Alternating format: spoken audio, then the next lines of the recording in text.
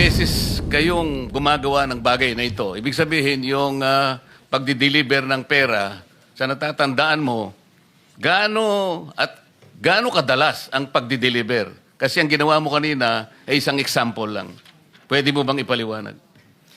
Your Honor, minsan kasi pag-duty kami na ang actual ko na delivers talaga sa bahay ni Congressman Romualdez is 3.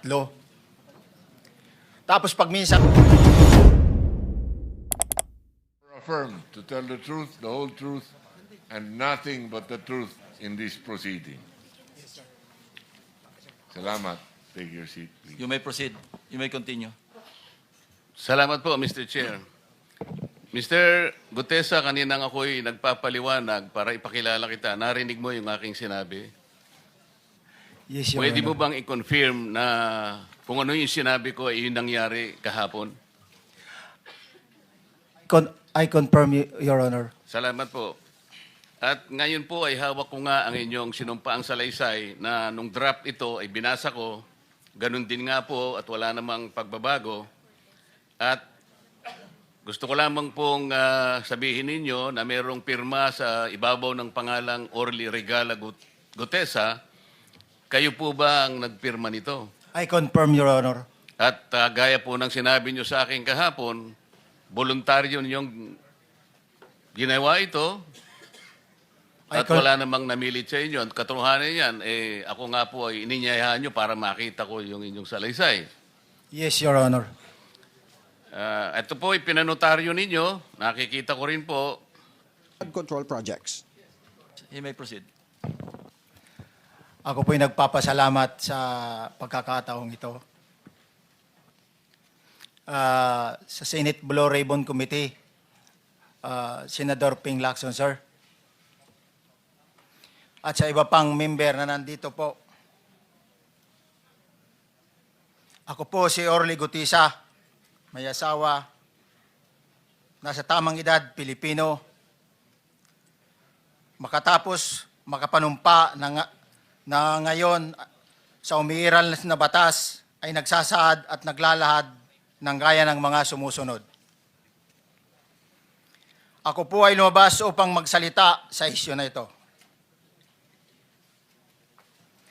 Bilang isang dating sundalo, inaalay ko ang aking buhay para sa ating bansa. Sa pagkakataong ito, nagdesisyon akong magsalita at maglabas dahil ayokong maging masama ang kinabukasan ng aking mga anak, apo ko sa darating na panahon. Ayoko pong naririnig ko at napapanood ko sa pagdinig ng Blue Ribbon Committee. At ngayon ko po napagdugtong-dugtong yung naging partisipasyon ko po sa anomalya at korupsyon na ginawa at lumalabas sa hearing na ito. Yung palang pera na binubuhat namin at dinideliver mula sa masamang gawain na nagdulot ng baha na ikinamatay ng tao at imbis na gamitin ang pera sa edukasyon, medikal at programa na mapunta lamang pala sa bulsa ng mga politiko. Mabigat po sa akin magsalita dahil may pamilya ko. 4 ang anak ko, nag-aaral pa. May asawa ako at nangangalaga sa aking mga anak at marami akong kasama sa operasyon na may kinalaman sa ibabahagi ko sa inyo. Nagtatrabaho lang po kami ng mga kasama kong sundalo sa Philippine Marines. Huwag sana isipin na aking mga kasama na nagtatraidor ako. Ako sa aming trabaho at pinagsamahan dahil pare-parehas kaming may pamilya at gusto lang naman naming ayusin ang kinabukasan ng bawat isa. Wala akong iniisip na kapahamakan para sa kanila, bagkus ang gusto ko lang maiayos ang kinabukasan ng bayan at lahat kami. Noong December 5, 2004, na-hire ako bilang security consultant sa Ako Bicol Party List or AKB kay Congressman Saldico. At nasimula ng duty ko kay Congressman Saldico. Bawat umaga, nagre-report ako sa BGC sa Horizon, sa Bonifacio Global City, kung saan nakatira si Kong Saldico. Tuwing may duty at detailed ako sa basura, it means itong basura,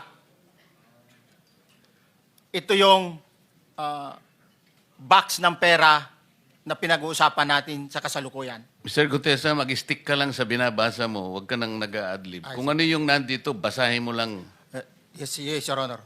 Tuwing may duty detail ako sa basura, pumupunta kami sa 28 Ladybug Corner, Dragonfly, Valle Verde 6, Pasig City. Tagabuhat lang ako ng malita ng basura. Ang ibig sabihin ng basura ay malita na may lamang pera. Ang bawat malita ay may lamang humigit kumulang 48 million pesos.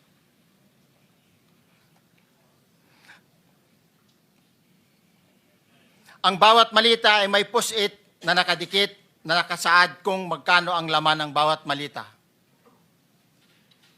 Tuwing may duty detail sa basura, may pumupunta na tao na magde-deliver ng basura at nire-receive ni John Paul Estrada at Mark Tiksay. Ang mga executive assistant ni Congressman Saldico at sila ang mga detailed sa mga ganyang activities. Ang mga nangyayari kapag duty kami sa basura, kalimitang dinadala sa bahay ni Congressman Saldico sa Valle Verde 6 at tinatanggap naman ni Mark at ni Paul. Pagkatapos naming may baba ang nasabing basura, ipinapasok sa bahay ni Congressman Saldico sa Valle Verde 6 at binibilang ni Mark at ni Paul. Alam ko na ang laman ng malita ay pera sapagkat nakita ko si Paul na binuksan ang malita at inilabas ang laman para bilangin. Ang isang ehemplo na nagdala ng pera ay si Congressman Eric Yap ng AXIS Party List. 46 na malita ang dala niya sa bahay ni Congressman Saldico sa Valle Verde 6. Pagkatapos mabilang, isinakay namin sa mga sakyan patungo sa Horizon Residence sa Taguig. At dumiretso kami sa basement upang may baba ang nasabing basura. Bago ibaba ang nasabing basura, ito, Merong napuputol sa binabasa mo eh. Huwag kang magmadali. Huwag kang magmadali. naputol na, Ulitin mo yung paragraph 20. wala na akong, hindi ko makita na putol na siya.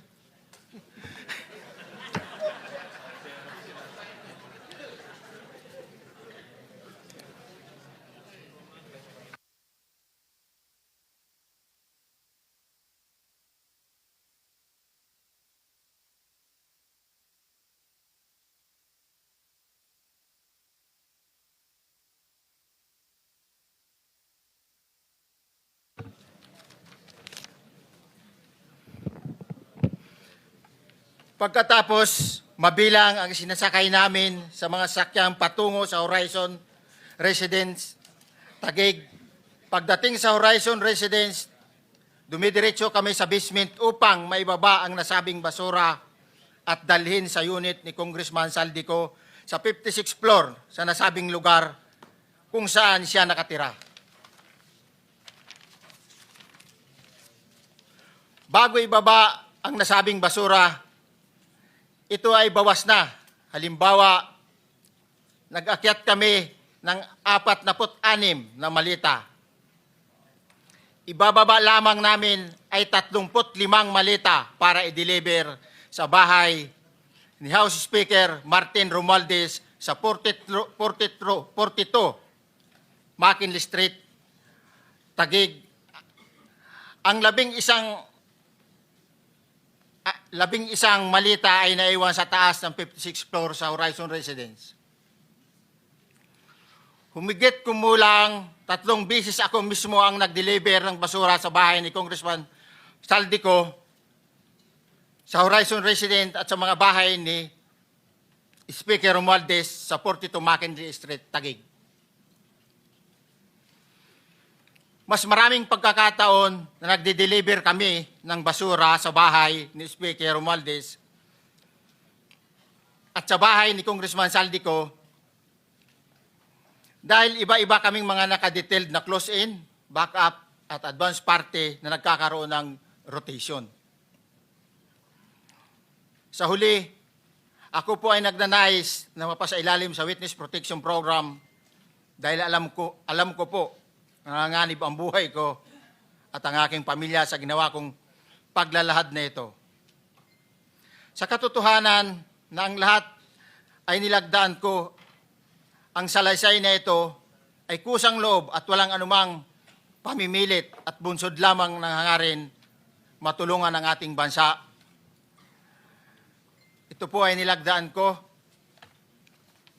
Your Honor. Thank you, Orly. Before you proceed, meron lang ako papakitang litrato sa iyo. No? I-confirm mo, kasama na rin si Bryce, kung yan ba si Paul na binabanggit mo. I confirm, Your Honor. Yun nga po, Your Honor. Siya po. Okay, so, yeah, for the record, andito po yung litrato nung binabanggit na si Paul. Ang palyado nito.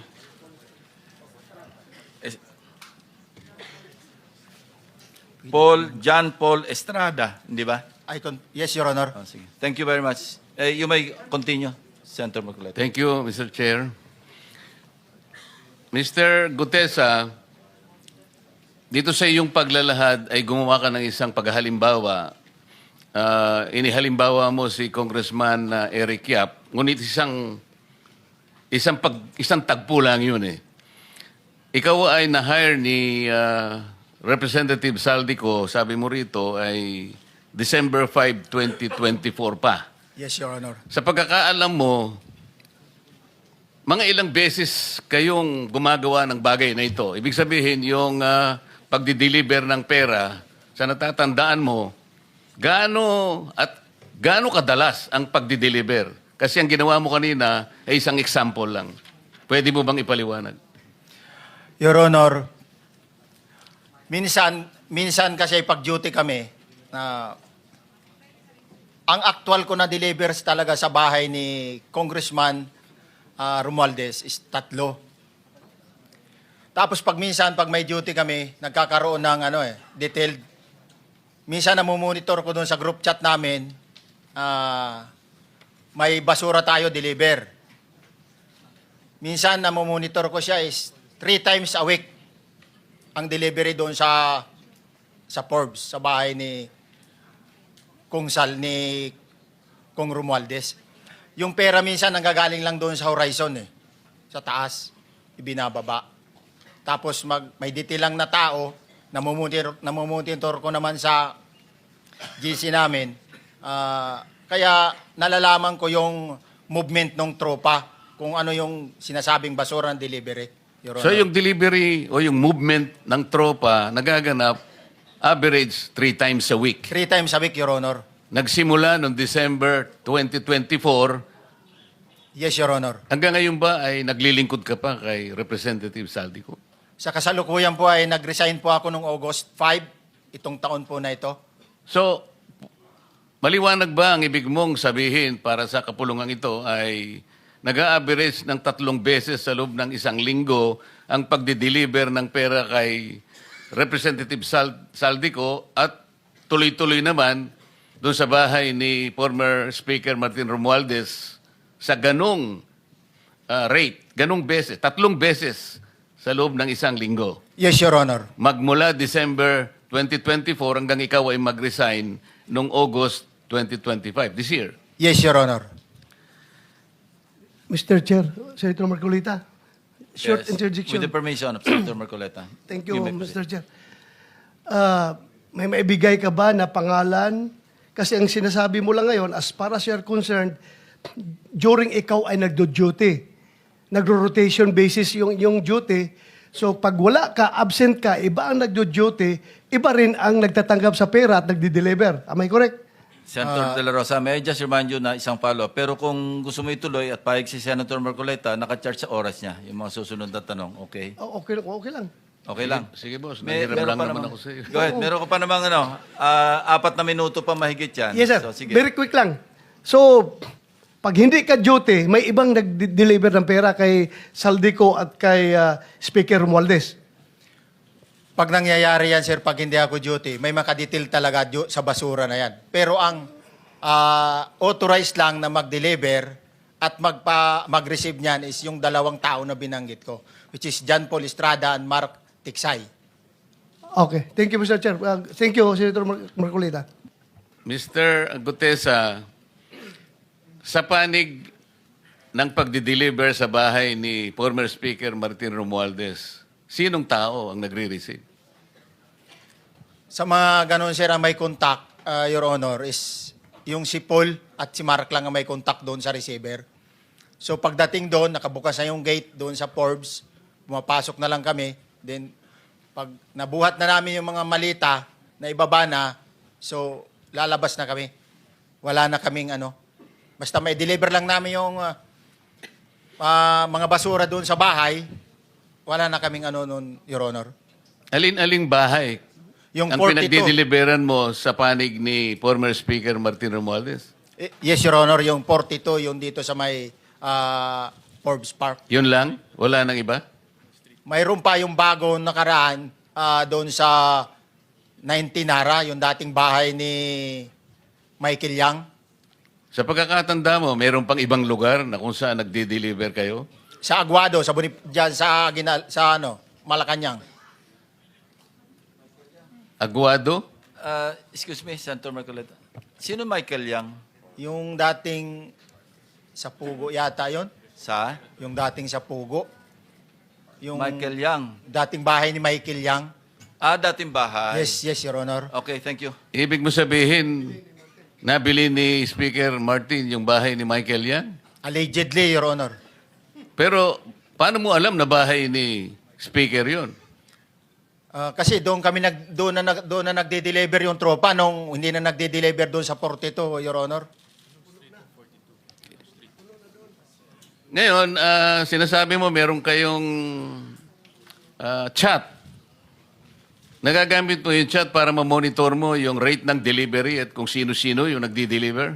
During the time nung nandoon pa ako, Your Honor. Mr. Chair, salamat po at baka meron pa pong Thank you. gustong Yeah, itanong ating may mga kasama. papakita pa ako isang litrato pa, no? Identify mo lang siya. Sino yan? Mark Tiksay, Your Honor. Meron pa ba nakakakilala sa kanya bukod sa'yo? Dito? Wala. Nabanggit kasi ni Engineer Alcantara rin dito eh. Sa salaysay mo noong September 23, sinasabi mo, hindi ko po siya na-meet during pagdadala. Ang tao niya po ay may alias lang na Paul at Mark. Na-meet mo ito si Mark, Engineer? Sa Valle Verde po, once lang po. So, kinukonfirm na si Mark Texa ito. Mark po and Paul, karaniwan po ng... Okay, thank you. Thank you, Senator Marcola. Mr. Chair, may tatanong lang po kung Yes. with the permission of Yeah, okay. Senator Marcoleta. Mr. Orly, sabi niyo po 46 na maleta na nagkakalaman po ng 48 million bawat isa. Tama po ba? Based doon po sa level nung malita na nakita ko, Your Honor. Paano po nalaman ninyo na 48 million po ang laman ng bawat isa? Kasi bawat malita po, mayroon siyang post-it na nakalagay, may sign na 48. Lahat po yun may 48. Yes, Your Honor. So, yung 46 maleta, 48 million ang laman ay nagkakahalaga po ng 2.2 billion. Alam niyo po ba yan kung 3 times a week ang sinasabi ninyo ang delivery?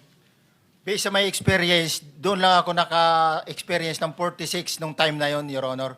Hindi naman po every week or monthly ito. Yes, Your Honor. So at one point, yung 46 na maleta, 48 million ang laman, 46 times 48 million ay 2.2 billion. Excuse me, Senator Marcoleta, paubaya mo na sa kanya yung oras na naiwanan mo, now 1 minute. Isang tanong na lang. Sige, okay. 2.2 billion. Ganun po yung multiplication eh. Siguro, Your Honor, yun ang lumalabas. So one time lang po ito. One time lang po, yung time ko lang yan, nung panahon na na-identify ko si Congressman Yap, Your Honor. Alright, maraming salamat po.